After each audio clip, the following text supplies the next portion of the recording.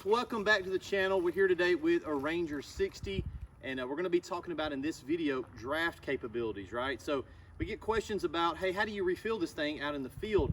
There's kind of two categories of firefighting we can be doing. If we're doing a prescribed burn, a controlled burn, basically we planned on burning this.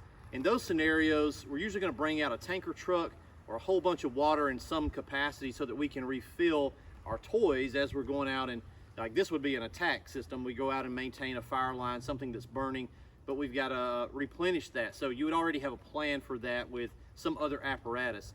If you're responding to a fire, now that's category 2, you don't really have an onboard system right on some of these rigs, or you just got what you got. Well, with the Ranger 60 and all of the UTVs from BLZ, we have onboard drafting capabilities. So that's really cool. If you're a fire department, you probably know what I'm talking about. If you're just a homeowner, you got a whole bunch of land. Well, what does that mean? It means the skid itself has the ability to refill itself as long as you've got a water source. So if you've got a creek, a river, a pond, a swimming pool, a hot tub, anything that's got some water, right, you have the ability to refill this system with itself, which is really, really cool. So I'll show you how that works in this video. It's very simple. Let me say this before I forget.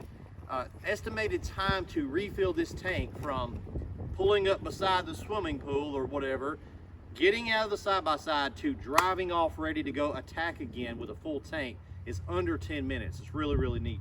The pump is on right now, switch is on. I've got about that much water in the tank, but we'll just simulate a run dry scenario, okay?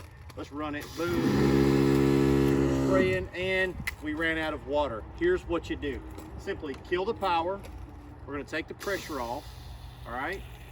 Just takes a second. We got cam lock right here. Take that cam lock off and simply flip your hose around to the back side. We're gonna insert that hose end into the tank. Now the lid for the system is right behind the hose reel. So what we're doing here in this step, and as you can see, that only took about 10 seconds, we're getting the trigger gun out of the way. We're now looking for maximum volume to refill the tank. We don't need the trigger gun. You could refill the tank by just holding the gun in there, but it's going to be a lot slower because the gun, by nature of what the gun does, is reducing flow to create that pressure in that stream. So get the gun out of the way, put the straight hose over in the end, 10 seconds, 15 seconds maybe. Come around here to the back side. We'll bring the camera in and let you guys see how this works. So right here on the back, you've got two clear hoses. One on top is a discharge hose. That's going over to the hose reel. The lower one there that's making a curl down is our suction line. So in usual configuration, it's sucking through this hose, through this bulkhead, down to the bottom, and it's plumbed up to the tank. Well, now we want to connect over to our draft kit. We've got some more cam locks here. Pull these tabs, pop this off. Now we've got our open end, and we have our draft kit. All right. This is 20 foot of 1-inch draft hose on a cam lock. Connect, boom, pop our tabs back up. Now we're connected on our suction side here. And so now the pump is going to suck through this line. Take a look over here on the end of the draft hose. We've got a weighted filter. I love this because if you're throwing it in a creek or a river or a pond, there's going to be some dirt and debris. But we've got a mesh filter here on the bottom. It's also scalloped in case this is sitting right on the bottom. It can still suck. That'll keep all the dirt and junk and trash from getting in your fire skid. And here's our simulated creek, pond, river, bathtub, water, whatever you got, right? Swimming pool. And we do have some trash in here. I didn't clean it out on purpose, but it doesn't matter because we've got our filter on there. So this process, so step 1, step 2 here takes probably 30 seconds. Come back over here to the rig and simply cut the pump on.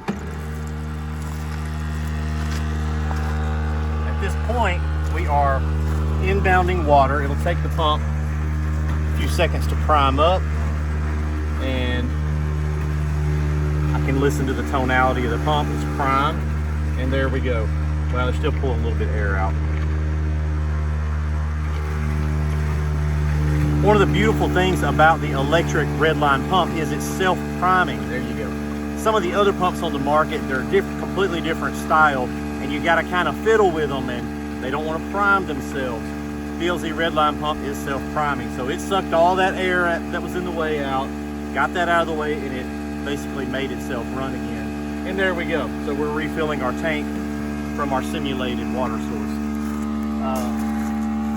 once that's done, it will take about 9 minutes or so to run this tank up. So about a minute of mechanical time, about 9 minutes or so of filling the tank.